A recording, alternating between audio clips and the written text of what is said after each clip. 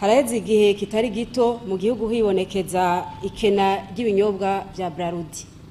Muri iyi minsi iheze haraherutse gusohoka ikinyobwa gishasha bavuga yuko coba gikozwe mu bitegwa twirimira, ariko icibonekeza nuko ico kinyobwa kije kizimvye kurusha n'ibindi vyahahora. Ubushikiranganji bubivuga ko iki kuri iryo zimba ry'ico kinyobwa bavuga ko gikorwa mu vyo abanyagihugu birimira. Murakoze cyane nivyo umupfasoni Jane muri CCIB FM Please yabajije ibijanye n'ikinyobwa Amstel Bright giheruka guhingurwa ngaha mu Burundi. Yambaza ati mbega mwiyumva gute mu bushikiranganje kubona ico kinyobwa kiri ku isoko uyu munsi? Mu bushikiranganje by'ukuri turahimbawe kubona akamo katewe na leta mvyeyi leta nkozi eka mbere biciye mu bushikiranganje aho amahinguriro atari make n'abagwiza tunga bafati ya mbere kugira ngo umwimbu ubonetse canke n'ibidandazwa bisanzwe biri ngaha mu Burundi canke ivyo twirimira dushobore kubivyaza umusaruro. Ikigori cahora kivamwo umutsima kikavamwo kugaburira ibitungwa, ariko uyu munsi dushoboye no kuronka urukanywa ruvuye muri ico kigori, dufata vy'ukuri ko ari intambwe ikomeye. Ati mbega none ko kiri ku giciro kiri hejuru?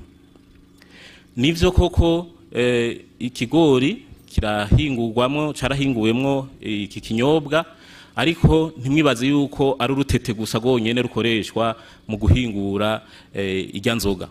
Hariho ibindi vyankenerwa ihinguriro ishira hamwe Braludi rikura hanze y'igihugu, hariho mbere n'ibindi biva mu bene gihugu ivyankenerwa mu guhingura iyo nzoga biheza bigafasha kugira ngo ihinguriro rishobore guhingura kirya kinyobwa. Rero igiciro kiri kuno munsi ntitwofata yuko ari igiciro kiri hejuru cyane, ariko no kugira ngo niryo hinguriro riko rakora ico kinyobwa rifashe rishobore kubandanya rikora, ntiritangura no munsi ngo ejo tubona yuko ivyo binyobwa bitasubiye kuboneka. Ni muri iyo ntumbero rero iruhande y'ibinyobwa bya Braludi hiyongera ko n'ivyo bikaza gusahiriza kugira ngo ibinyobwa ku isoko canke abaguzi bakenera bashobore kuvyihereza canke kubironka.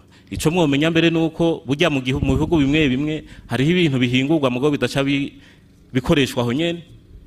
Ejo ntimuzotangare mubonye hari gihinguwe ngaha mu Burundi mugabo kigashogwa hanze gusa, kuko bishoboka ko mu Burundi tavyo bashobora kuba bakenera mugabo hakaba ari hahandi babikenera.